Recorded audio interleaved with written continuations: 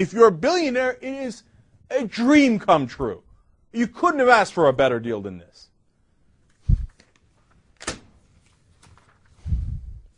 We worked this hard for this? For this? This is what people vote for? And he thinks, well, I don't get it. Why are they disappointed? We're disappointed because you're the worst. You made their case for them. You handed it on a silver platter for them. Good for President Obama. Good for him. Yeah. As I hypnotize you.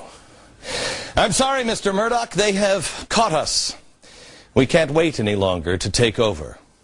You will do everything I tell you to do. Yes, everything. Send me all of your money.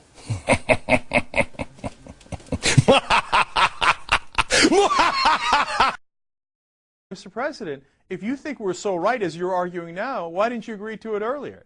The minute you agree with them, they use it against you. So why would the Obama administration want to give them our uranium mining and keys to the smart grid? Let's go back in time, shall we? Let's go into the time tunnel here. There we go. You're going back in time. Here we go. We have it? So now if you don't do tax cuts for the rich, the Democrats are responsible for a double-dip recession. Apologize or back it up. I swear I'm living in a parallel universe. If I say it, or a conservative says, or you say it, it's crazy, it's nut job, it's dangerous, it's bad, it's a terroristic threat. Somebody else says it later, oh, it's good. Oh, it's good. I talk about the dangers of big government, progressivism, how they seek to control every aspect of your life, and how that leads to the loss of liberty. The reaction, false prophet. George Soros talks about a dictatorship. Isn't that a loss of liberty? He's suddenly a genius, a caring, pure-hearted philanthropist. And I wrote an article called, Is Barack Obama Stupid? Is one that I would either like proof of or an apology.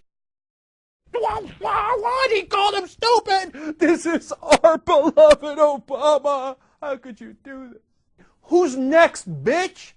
Really? Are you down to this now? Time's getting tough? I used to think you had credibility.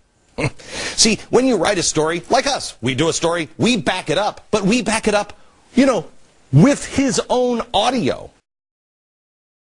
Oh no, I ran for the hills. But I got a lot of respect for my dad, who's like 100 times the man I was. I am Julian Assange. But congratulations, Republicans. More obstructionism and more votes against the American people who are solidly in favor of repealing Don't Ask, Don't Tell. My ass, you filibuster because you're a Republican and your party stands for hatred. It stands for we don't like gay people. We don't want them to have equal rights. Show it or apologize. Oh, I love it. I love it. La, la, la, la, la. Oh, yeah. Oh, it's awesome. He keeps digging that hole. What? He keeps What? digging it. What? There's a problem? What?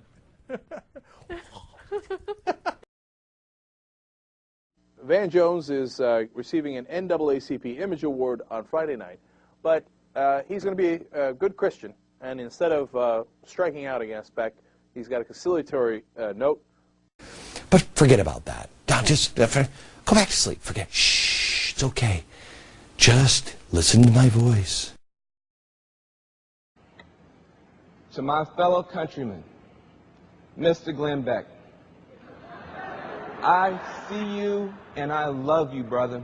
He says Fox News and Glenn Beck are going to turn into dictators with a Tea Party and all the stupid people. Do not listen to what the evil con artist Glenn Beck says.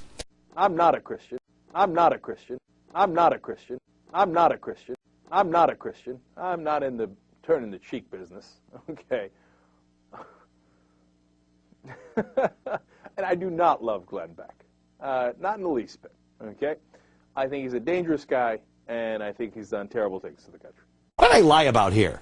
Because I have no idea, because there's not one piece of evidence presented to back up your claim.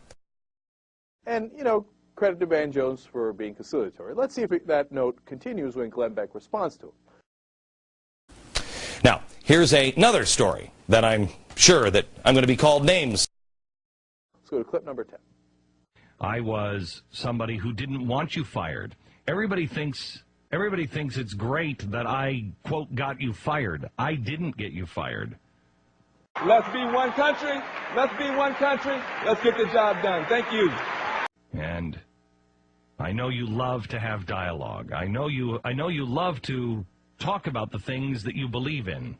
And that's why I'm glad that you're back in the spotlight, because I do want to talk about one country.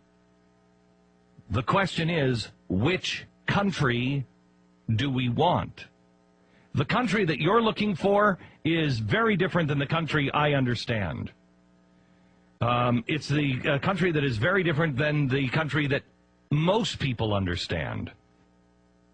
I was making stuff up on the air. If I was falsely lying about the most powerful man in the world, gee, you think somebody might have found an attorney, don't you? Or at least I would have been fired by now. That's weird. You know what? I should get... Tiffany, I want a yellow phone. Uh-oh. Now the White House can't call. I want a yellow phone, please, because we have this phone. Yes, this phone. The president has the number to this phone. He can call anytime. Verify. I got something wrong? Call me up. Come on. I want a yellow phone, maybe a green phone. What color should George Soros' phone be? We could have a whole set of phones. Call me, spooky dude. You're welcome on this set anytime. Anytime. Do you remember when the Soviet Union fell? Where did the communists go? I love you, and you cannot do anything about it. Everyone would claim that you just left because you had other things to do. And nobody wanted at the time to claim that you left in shame or anything else. You were just going elsewhere, weren't going to be a part of it. I said at the time that was a huge mistake because it's about dialogue. I love you, and you cannot do anything about it. You're still asleep. No, Glenn's never made it personal, okay?